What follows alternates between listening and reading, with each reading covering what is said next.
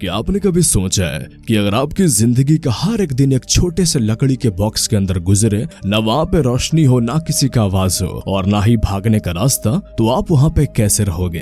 ये एक सच्ची कहानी एक 20 साल की लड़की की, जो सिर्फ एक छोटी सी ट्रिप के लिए निकली थी, लेकिन अगले 7 साल तक उसकी दुनिया सिर्फ एक डार्क वुडन बॉक्स बन गई। इस कहानी की शुरुआत में हमें एक कपल को दिखाया जाता है जिनका नाम कैमरून और जेनिस है। ये दोनों के दोनों एक सुनसान जगह पे एक डेड बॉडी को दफना रहे होते हैं। इसके बाद दिखाया जाता है कि ये दोनों कुछ दिनों के बाद हाईवे से जा रहे होते हैं। तभी एक कोली नाम की लड़की इनसे लिफ्ट मांगती है। ये कोली इनको लिफ्ट दे देते हैं और बातों ही बातों में उसे एक सुनसान जगह तक ले जाते हैं, जहाँ पर ये कोलिन के सर को एक लकड़ी के बॉक्स के अंदर डालकर अपनी गाड़ी में बिठाते हैं और उस जगह पे ले जाते हैं जहाँ पर ये रहा करते हैं। कोलिन को नीचे बेसमेंट में ले जाया जाता है और उसके बाद कैमरून उसे बहुत बुरी तरह से मारता है। कोलिन को यहाँ पे कुछ भी पता नहीं है कि आखिर उसके साथ ऐसा क्यों हो रहा है। दरअसल ये एक साइको इंसान है जो पहले भी एक लड़की के साथ ऐसा कर चुका है और अब वो कोलिन के साथ भी ऐसा ही कर रहा है। वो कई दिनों तक उसे इसी तरह से मारता है। हालांकि उसकी वाइफ जेनिस ऐसा नहीं चाहती, लेकिन वो अपने हस्बैंड से डरती है। वो चाह कर भी कोलिन की मदद नहीं कर सकती, क्योंकि अगर उसने ऐसा किया तो उसका हस्बैंड उसे मार देगा। रात को जब ये दोनों अपने बेड पे होते हैं तो जेनिस अपने हस्बैंड कैमरून से कहती है कि तुम मुझसे वादा करो कि तुम इस लड़की के साथ कुछ भी गलत नहीं करोगे। कैमरून कहता है कि तुम टेंशन मत लो, मैं पहली वाली गलती फिर दोबारा नहीं करूंगा। दरअसल कहानी की शुरुआत में जिस लड़की की डेड बॉडी को इन दोनों ने मिलकर दफनाया था, उसे भी इन दोनों ने स्लैब बना कर रखा था जो उनके घर पे रहती थी। पर जब उसने भागने की कोशिश की तो उसे कैमरून ने मार दिया था और अब कैमरून कोलिन को एक बहुत बड़े बॉक्स के अंदर बंद कर देता है। साथ ही उस बॉक्स में एक पाइप भी लगा देता है ताकि कोलिन सांस ले सके। वही कोलिन के मॉम डैड को दिखाया जाता है जो उसके गायब होने से बहुत ज्यादा परेशान होते हैं। वो पुलिस में कंप्लेन भी लिखवाते हैं, लेकिन कोलिन का कुछ भी पता नहीं चलता। अब धीरे धीरे वक्त बीतता है और ऐसे ही 6 महीना गुजर जाते हैं और आज भी कैमरून और जेनिस ने कोलिन को बंदी बना कर रखा है। अपने घर पे वो गुलामों की तरह उससे खटवाते हैं। जेनिस अपने हस्बैंड कैमरून से कहती है कि मैं माँ बनने वाली हूँ, अब हमें कोलिन को छोड़ देना चाहिए, क्योंकि जब हमारा बच्चा इस दुनिया में आएगा और वो कोलिन को हमारे घर पर इस तरह से देखेगा तो उस पे गलत असर पड़ेगा। लेकिन कैमरून कहते हैं कि हम ऐसा कुछ नहीं कर सकते। अगर हमने कोलिन को छोड़ दिया तो पुलिस को सब कुछ सच सच बता देगी और हमें अरेस्ट कर लिया जाएगा, इसलिए मुझे कोई और रास्ता ढूंढना होगा। वो कोलिन के पास जाता है और उसे बताता है कि मैं एक ऐसी कंपनी में काम करता हूँ जो गुलाम खरीदते हैं और बेचते हैं, और तुम मेरे गुलाम हो। जो भी गुलाम भागने की कोशिश करते हैं हम उसे मार देते हैं, और फिर भी अगर वो गुलाम भाग गया तो हम उसकी पूरी फैमिली को मार देते हैं। इसके बाद कैमरून उसे एक पेपर पे साइन भी करवाता है और कहता है कि यहाँ तुम मेरे साथ मेरे घर पे बिल्कुल सेफ हो। उसे लगता है कि कैमरून जो कुछ भी कह रहा है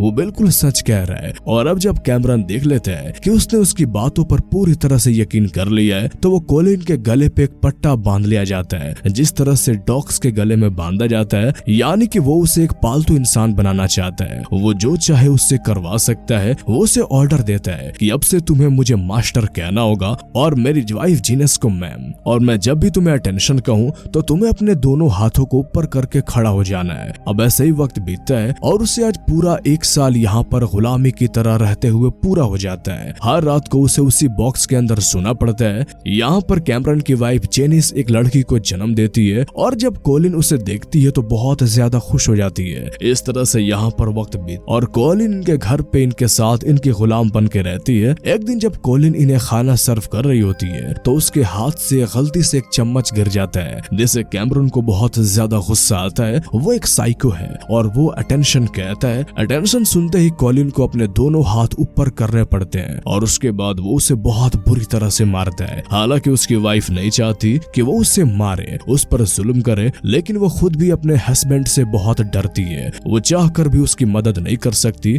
अब अगले दिन कोलिन जब बाहर कपड़े सुखा रही होती है तब कैमरून उसे बताता है कि गुलाम लड़की ने भागने की कोशिश की थी और वो भागकर पुलिस के पास चली गई थी, लेकिन पुलिस वाले भी हमारे लिए काम करते हैं। उस लड़की को वापस पकड़ लिया गया और बहुत ही बेरहमी से मार दिया गया। दरअसल वो उसे झूठी कहानियां सुना रहा होता है ताकि कभी भी वो चाह कर भी यहाँ से भागने की कोशिश ना करे। अब वो उसके गले में उससे पट्टी को उतारता है और अपने साथ उस जगह ले जाता है जहाँ पर वो काम किया करता है। वो उसे कहता है कि किसी के भी सामने मुझे मास्टर मत कहना। और जब कैमरन काम कर रहा होता है और जब वो लकड़ी उठा रहा होता है तो उसके पैर पे चोट लग जाती है, जिससे कि वो वहीं पे गिर जाता है। यहाँ पर कॉलिन के पास मौका है कि वो भाग सकती है, लेकिन उसके दिल में बहुत ज्यादा डर होता है, इसलिए वो वहाँ से नहीं भागती और कैमरन को घर वापस ले आती है, जहाँ पर वो उसके जख्म पर मरहम पट्टी कर रही होती है। लेकिन तभी वहाँ पर कैमरन की वाइफ आ जाती है, जिसे ये देखकर बिल्कुल भी अच्छा नहीं लगता और वो कॉलिन को यहाँ से जाने के लिए कहती है। अब कॉलिन को उनके घर पे गुलामी करते हुए आज पूरे 4 साल हो चुके हैं, लेकिन कॉलिन को इस बात का बिल्कुल भी अंदाजा नहीं है कि उसे यहाँ पर कितना वक्त हो चुका है। जेनिस की और कैमरन की बेटी भी अब बड़ी हो चुकी है और एक दिन कैमरन कॉलिन को उसी बॉक्स के अंदर, जिस बॉक्स के अंदर वो रात को सोती है, वहाँ बंद करके अपने वाइफ और अपनी बेटी के साथ बाहर चला जाता है। कॉलिन को बॉक्स के अंदर बहुत बुरे ख्याल आते हैं, उससे बहुत ज्यादा डर लगता है, इसलिए वो अपने पैर से बॉक्स को जोर जोर से मारना शुरू कर देती है, जिससे बॉक्स खुल जाता है। वही कैमरन जब अपनी फैमिली के साथ वापस घर आता है तो वो देखता है कि बॉक्स टूटा हुआ है। वो घर के चारों तरफ देखता है, लेकिन उसे कॉलिन कहीं नहीं मिलती। पर जब वो बाथरूम में जाता है तो वो देखता है कि कॉलिन वहाँ पे डरी हुई बैठी है। वो कैमरन को बताती है कि उसे बॉक्स के अंदर बहुत ज्यादा डर लग रहा था, इसीलिए वो बॉक्स को तोड़कर बाहर आ गई। कैमरन को पूरी तरह समझ में आ चुका है कि कॉलिन उन्हें छोड़कर नहीं जाएगी। अब वो जिंदगी भर के लिए उनकी गुलाम बन चुकी है और इसी तरह से 3 साल बीत जाते हैं, यानी कि अब कॉलिन को यहाँ पे पूरे 7 साल हो चुके हैं। कॉलिन ने एक बार कैमरन से कहा था कि वो अपने घर जाना चाहती है और अब कैमरन उसे कहता है कि जिस कंपनी के लिए वो काम करता है, जो कि गुलाम बनाती है, उस कंपनी ने तुम्हें घर जाने की इजाजत दे दी है, लेकिन इसके लिए तुम्हें इम्तिहान देना होगा। अब वो उसे एक गन देता है और कहता है कि इसे अपने आप को शूट कर दो। कॉलिन गन का ट्रिगर तो दबा देती है, लेकिन उसके अंदर से गोली नहीं होती और कैमरन समझ जाता है कि वो उसके बारे में किसी को कुछ भी नहीं बताएंगे, इसलिए वो खुद उसे उसके घर पे ले जाता है, जहाँ पर वो सबको बताता है कि मैं कॉलिन का बॉयफ्रेंड हूँ। हालांकि कॉलिन अंदर से टूटी हुई है, वो डरी हुई होती है, लेकिन अपनी फैमिली वालों के सामने वो ऐसा शो करती है कि जैसे वो बहुत ज्यादा खुश है। उसकी फैमिली उसे बताती है कि तुम 7 सालों के बाद घर आई हो, जो सुनने के बाद कॉलिन हैरान हो जाती है, क्योंकि उसे पता नहीं था कि पिछले 7 सालों से वो कैमरन के यहाँ गुलामी कर रही है। लेकिन कॉलिन की बहन को कहीं ना कहीं शक होता है कि कॉलिन किसी परेशानी में है, इसीलिए वो अकेले में उससे पूछती है कि मुझे बताओ, अगर तुम्हें कोई भी परेशानी है तो मैं तुम्हारी मदद जरूर करूंगी। और कॉलिन को ऐसा लगता है कि उसे अपनी बहन को सब कुछ बता देना चाहिए, पर जैसे ही वो बोलने वाली होती है कि तभी वहाँ पर कैमरन आ जाता है और वो कॉलिन को भी अपने साथ वापस ले आता है। वहाँ जेनिस भी अपने हस्बैंड से बहुत ज्यादा परेशान हो चुकी है और एक दिन वो फैसला करती है कि वो कैमरन को छोड़ देगी। वो अपनी बेटी को लेकर यहाँ से निकल जाती है, जिसके बाद कैमरन को बहुत दुख होता है। हालांकि कॉलिन उसके पास आती है और कहती है कि मैं तुम्हारा साथ दूंगी, पर कैमरन को उसका साथ नहीं चाहिए, उसे अपनी वाइफ चाहिए, इसलिए वो उसे कहता है कि तुम यहाँ से चली जाओ और एक बार फिर से वो उसे उसी बॉक्स के अंदर बंद कर देता है। वही कैमरन की वाइफ जेनिस को दिखाया जाता है, जो चर्च में जाती है। उसे अपने गुनाहों के बारे में अब एहसास हो चुका है, उसे एहसास हो चुका है कि उन्होंने कॉलिन के साथ जो कुछ भी किया वो उस दुनिया का सबसे बड़ा गुनाह है और अब वो अपने गुनाहों की माफी मांगना चाहती है। इसलिए वो एक बार फिर से कैमरन के यानी कि अपने घर वापस जाती है और कॉलिन को वहाँ से आजाद करके अपने साथ ले जाती है।